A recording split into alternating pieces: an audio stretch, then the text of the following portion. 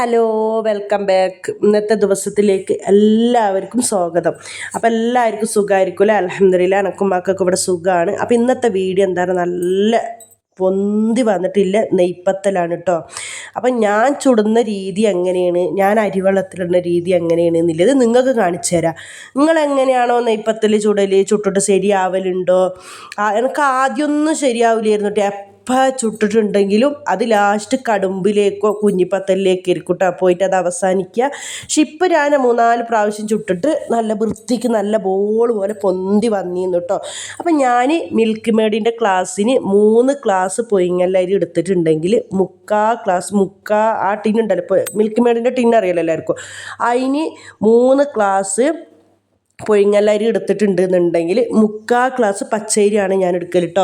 എന്നിട്ട് ഗ്രൈൻഡറിലോ അതിലൊന്നല്ല അരക്കൽ, ഞാൻ മിക്സിൻ്റെ ജാറിൽ തന്നെയാണ് അരക്കൽ. അപ്പോൾ 3 ഉള്ളി, 1 മുറി തേങ്ങ, 2-3 സ്പൂണ് വലിയ ജീരകം, അതാകുമ്പോൾ നല്ല അതിൻ്റെ മണവും ചൊയയും ഒക്കെ ഉണ്ടാവുമല്ലോ. അപ്പോൾ ഞാൻ എന്താക്കിയത്, നല്ലോണം എന്താക്കി അത് ഉള്ളി 3 ഉള്ളി എന്ന് പറഞ്ഞിട്ടുണ്ടെങ്കിൽ കുഞ്ഞുള്ളി ആയതുകൊണ്ട് കേട്ടോ.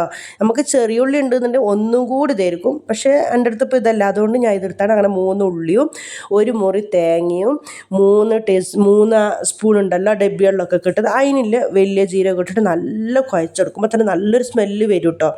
ഇതിപ്പോൾ എന്താ പറയുക, ഇപ്പോൾ നമ്മളൊക്കെ പറഞ്ഞപ്പോൾ ഒരു സ്പെഷ്യൽ ഉസ്താദിൻ്റെ ചിലവായാൽ, പുതിയാപ്പിളാർ വരികയാണെങ്കിൽ, വിരുന്ന് വരികയാണെങ്കിലൊക്കെ നമുക്ക് പെട്ടെന്ന് ഉണ്ടാക്കാൻ പറ്റുന്ന ഒരു ചായൻ്റെ കടിയാണിത് അല്ലേ.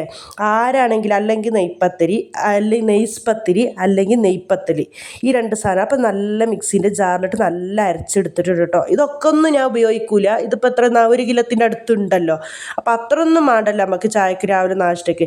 ഇതിന്ന് ലേസം ഞാൻ എന്താക്കി, നമുക്ക് ആവശ്യമുള്ളത് രാവിലെ ചുട്ടെടുത്തിട്ട് ബാക്കി ഞാൻ എന്താക്കി പറഞ്ഞാൽ ഫ്രിഡ്ജിൽ വെച്ചിട്ട് കുഞ്ഞിപ്പത്തലാക്കിയിട്ടുണ്ടായിരുന്നു കേട്ടോ. പിറ്റേത്തെ ദിവസം അതിൻ്റെ വീഡിയോ ഇൻഷാ അല്ലാ നാളെ മറ്റന്നാളായിട്ടിടും. അങ്ങനെ എണ്ണ വെച്ചിട്ട്, ശരിക്കും പറയുകയാണെങ്കിൽ പണ്ടത്തെ ആൾക്കാർ പറയും ഇതിന് തീപ്പത്തൽ എന്നാണ്. ഇതിന് നല്ല എണ്ണ ചൂടുവാണ് കേട്ടോ, നല്ല എണ്ണ ചൂട് തന്നെ വേണം.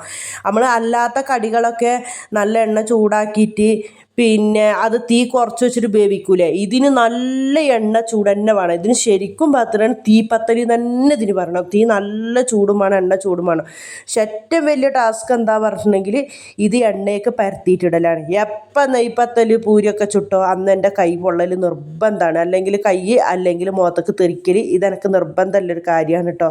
എനിക്ക് ഏറ്റവും പേടിയുള്ളൊരു കാര്യമാണ്.